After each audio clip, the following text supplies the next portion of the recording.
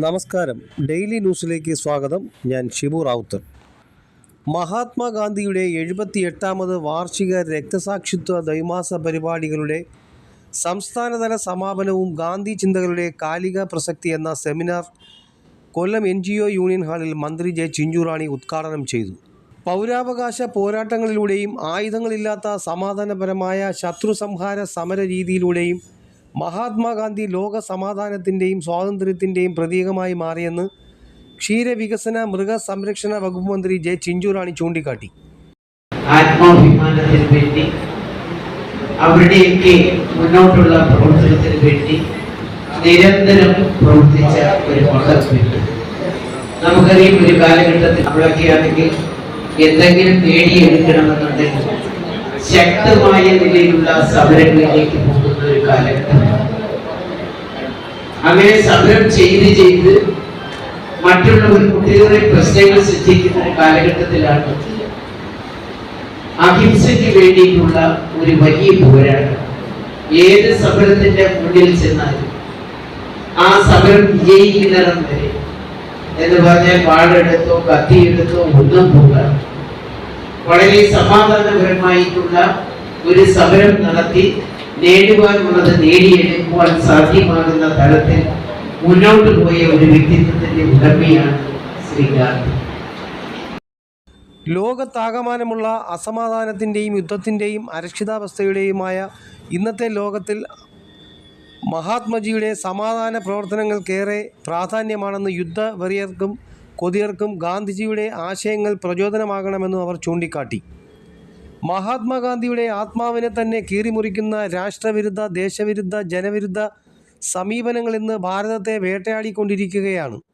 ഇത് ജനാധിപത്യ ക്രമത്തിന് തന്നെ ദോഷകരമാണെന്നും ചിഞ്ചുറാണി അഭിപ്രായപ്പെട്ടു.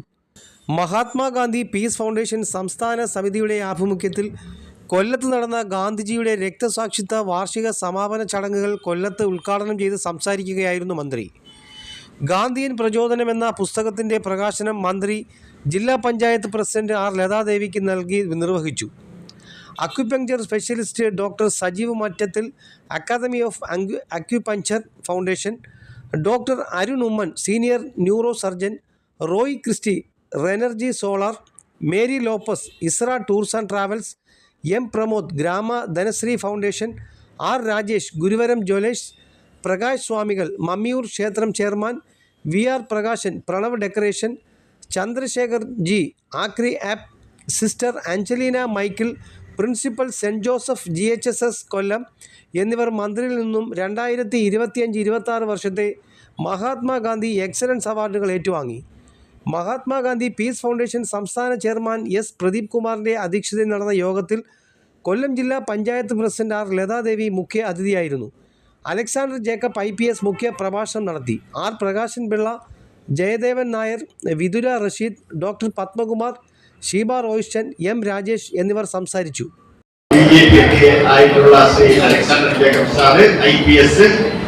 അദ്ദേഹത്തിന്റെ പ്രഭാഷണം കേട്ട് കഴിഞ്ഞാൽ പിന്നെ ഒരു പെരുമഴ പെയ്ത് തോന്നുന്ന ആ ഒരു ലാഘവമാണ്.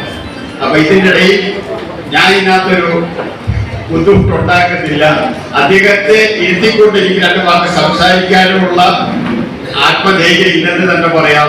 എന്നാൽ ഇവിടെ വന്നിരിക്കുന്ന എല്ലാ വ്യക്തിത്വ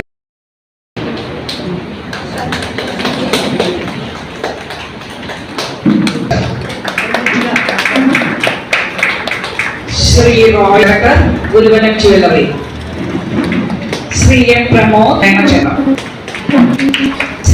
സ്ഥാപക chairman and manager, പ്രണവൻ decorations and events.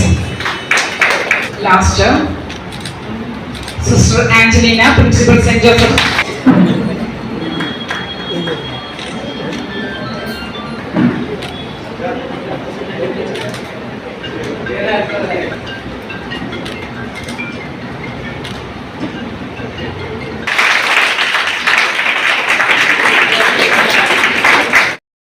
News desk Kollam.